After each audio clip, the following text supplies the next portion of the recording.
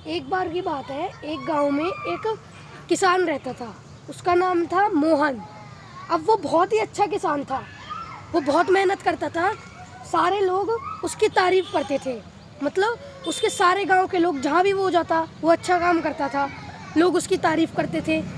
मतलब वो सब लोगों का फेवरेट था। अब उसकी सब लोग प्रशंसा करते थे। एक दिन क्या होता है, वो कहीं जा रहा होता है तो रास्ते में देखता है कि उसके सामने दो चार लोग चल रहे होते हैं, दोस्त। वो उसके बारे में बात कर रहे होते हैं, पर उसे ये नहीं पता होता कि क्या बात कर रहे होते हैं, पर वो उसके बारे में बात कर रहे होते हैं। तो वो जैसे वो चल रहे होते हैं ना, वो मोहन भी उनके पीछे पीछे चुपचाप चलता है, पीछा करता है, बात सुनता है कि वो मेरे बारे में क्या बोल रहे हैं।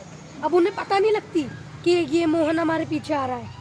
वो बोलते हैं कि अब तो मोहन बहुत घमंडी हो गया है और अपनी बहुत प्रशंसा करता है, अपने आप में ही बहुत घमंड है, उसके अंदर घमंड आ गया है।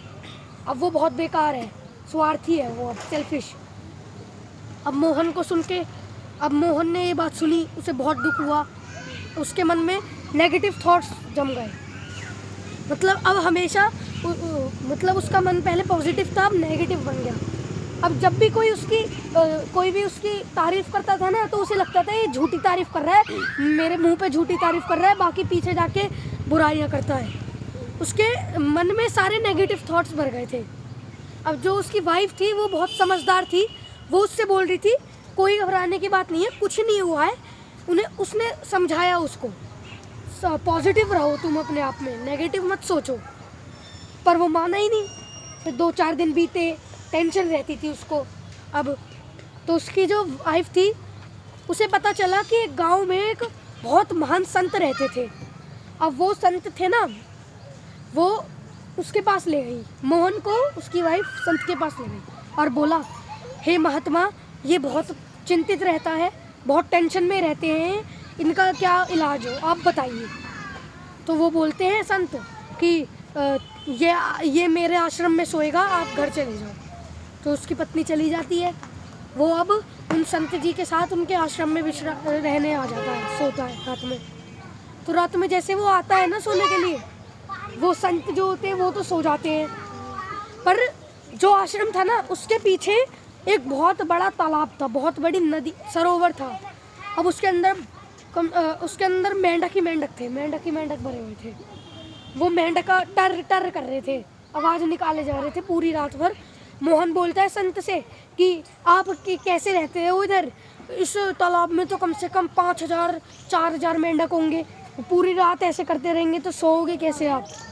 तो वो जो संत थे वो बोलते हैं कि मेरे को तो आदत हो गई है, तुम भी देख लो।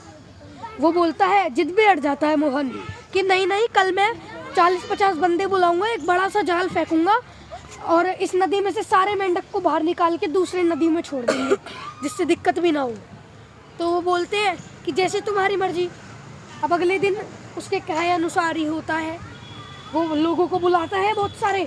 अब वो सारे मेंढकों को निकालते हैं तो देखते हैं, क्या पता चलता है सिर्फ 40 मेंढक थे, 40-50 मेंढक, और वो सोच रहा था 4,000 होंगे, इतनी आवाज़ कर रहे थे वो टर टर की। तो वो जो संत थे वो पूछता है वो कि ये क्या है, वो इतनी आवाज़ कर रहे हैं। तो इतने सी संत बोलते हैं कि टर टर तो 40 ही मेंढक करते हैं, ये सारे इतने ही हैं, इसमें सिर्फ इतने ही हैं, पर तुम्हें ये लग रहा था।